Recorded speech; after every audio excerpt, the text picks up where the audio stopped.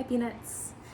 Today I want to read A Chair for My Mother by Vera B. Williams. This was one of my favorite stories when I was little, and it was also one of the first books I bought when I became a parent, so I really hope you like it.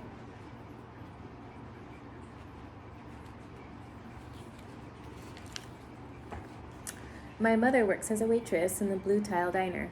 After school sometimes I go meet her there. Then her boss Josephine gives me a job too. I wash the salts and the peppers and fill the ketchups. One time I peeled all the onions for the onion soup. When I finish, Josephine says, "Good work, honey," and pays me. And every time I put half of my money into the jar. It takes a long time to fill a jar this big. Every day when my mother comes home from work, I take down the jar. My mama empties all her change from tips out of her purse for me to count. Then we push all the coins into the jar. Sometimes my mama is laughing when she comes home from work. Sometimes she's so tired she falls asleep while I count the money out into piles. Some days she has lots of tips. Some days she has only a little. Then she looks worried. But each evening, every single shiny coin goes into the jar. We sit in the kitchen to count the tips. Usually Grandma sits with us too. While we count, she likes to hum. Often she has money in her old leather wallet for us. Whenever she gets a good bargain on tomatoes or bananas or something she buys, she puts by the savings and they go into the jar. When we can't get a single other coin into the jar, we are going to take out all the money and go buy a chair. Yes, a chair. A wonderful, beautiful, fat, soft armchair. We will get one covered in velvet with roses all over it. We're going to get the best chair in the whole world. That is because our old chairs burned up. There was a big fire in our other house. All our chairs burned. So did our sofa, and so did everything else. That wasn't such a long time ago. My mother and I were coming home from buying new shoes. I had new sandals. She had new pumps. We were walking to our house from the bus. We were looking at everyone's tulips. She was saying she liked the red ones. I was saying I like the yellow ones. Then we came to our block. Right outside our house stood two big fire engines. I could see lots of smoke. Tall orange flames came out of the roof. All the neighbors stood in a bunch across the street. Mama grabbed my hand and we ran. My Uncle Sandy saw us and ran to us. Mama yelled, "Where's Mother?" I yelled, "Where's my grandma?" My Aunt Ida waved and shouted, she's here, she's okay, don't worry." Grandma was all right. Our cat was safe too, though it took us a while to find her. But everything else in our whole house was spoiled. What was left of the house was turned to charcoal and ashes. We went to stay with my mother's sister, Aunt Ida, and Uncle Sandy. Then we were able to move into the apartment downstairs. We painted the walls yellow. The floors were all shiny, but the rooms were very empty.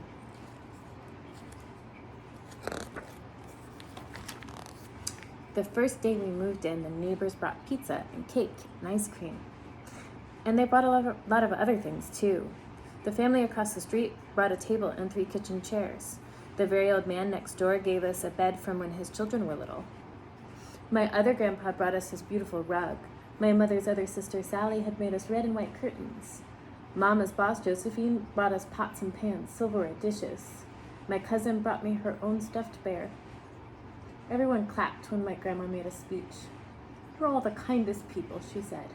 "And we thank you very much. It's lucky we're young and we can start over." That was last year, but we still have no sofa and no big chairs. When Mama comes home, her feet are tired. Her feet hurt.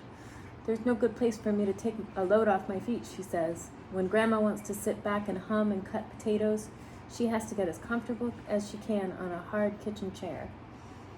So that is how come Mama brought home the biggest jar she could find at the diner, and all the coins started to go into the jar. Now the jar is too heavy for me to lift. Uncle Sandy gave me a quarter. He had to boost me up so I could put it in.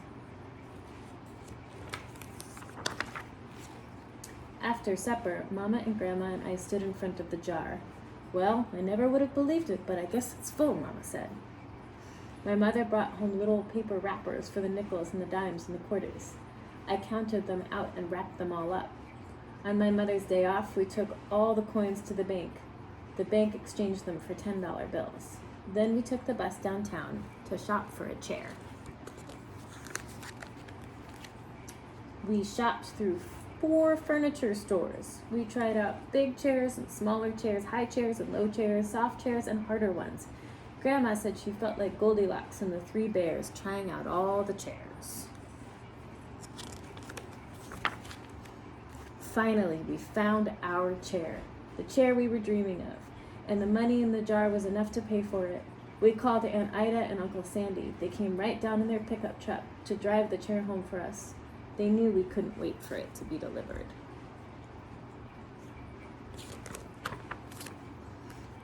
I tried out our chair in the back of the truck.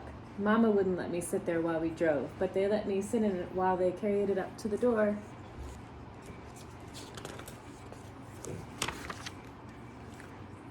We set the chair right beside the window with the red and white curtains. Grandma and Mama and I all sat in it a while. Aunt Ida took our picture. Now Grandma sits in it and talks with people going by in the daytime. Mama sits down and watches the news on TV when she comes home from her job. After supper, I sit with her and she can reach right up and turn out the light if I fall asleep in her lap.